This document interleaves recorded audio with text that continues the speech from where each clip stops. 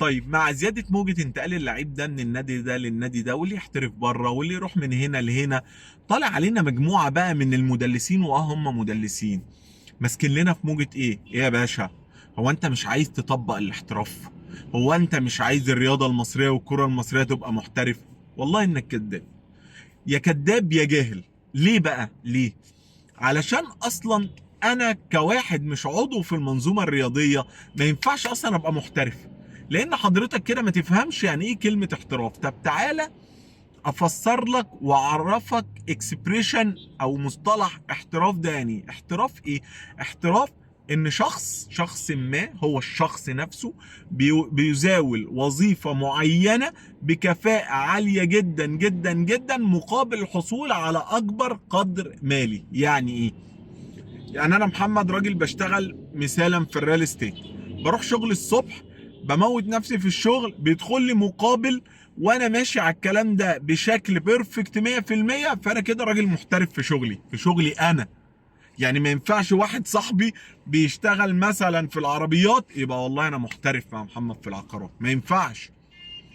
فحضرتك لعيب الكوره ينفع يبقى محترف لانه بيتنقل من نادي ده لده وياخد 100 مليون و150 مليون، ومقدم البرامج ما شاء الله، اللي بياخد في اون سبورت 10 مليون ويروح ام بي سي ياخد 15 ويطلع على بين سبورت ياخد 20.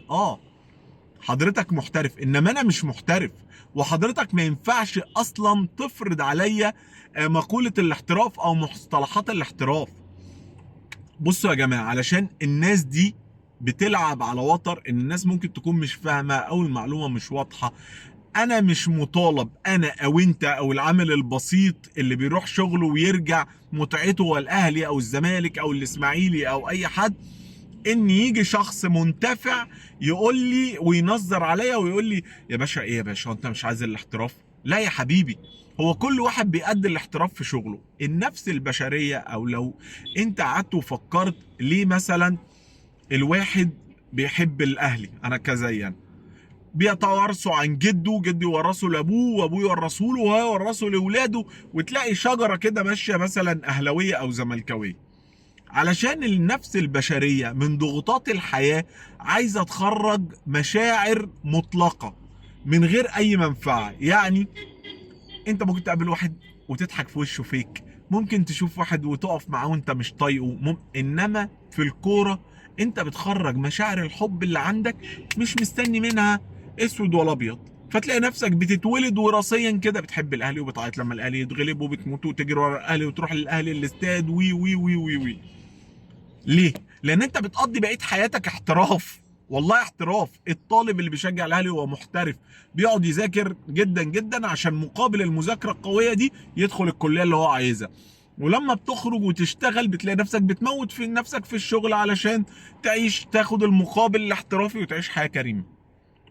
فحضرتك ما تخرجش تنظر عليا، ولا حضرتك تقول لي كلام وتفتكرني ان انا مش فاهم. انا مش عضو في المنظومه الاحترافيه بتاعت الرياضه بتاعتك، انا مش عضو. حضرتك اللي بيتنقل بين المحطات ما شاء الله تاتش وود وياخدوا بال 15 وال 20 مليون، سواء كان محللين او مقدمين برامج، المدرب، اللعيب، انتوا المحترفين في ده واحنا مش معترضين. بس سيادتكم مش هتفرضوا علينا ان احنا كمان نبقى محترفين. لا، انا هكره اللعيب اللي يمشي من النادي ومش هطيقه واقول عليه خاين واقول عليه ابن 60 في 70، وهتمنى له وهتمنى له وهتمنى له. ليه؟ لان هو بيجي يخبطني في حتة المشاعر المطلقة اللي عندي، اللي هي ايه؟ تشجيع للنادي. فشباب ما تخليش حد يطلع يقول لك كلام هو اصلا مش فاهمه او فاهمه بيدلس. تمام؟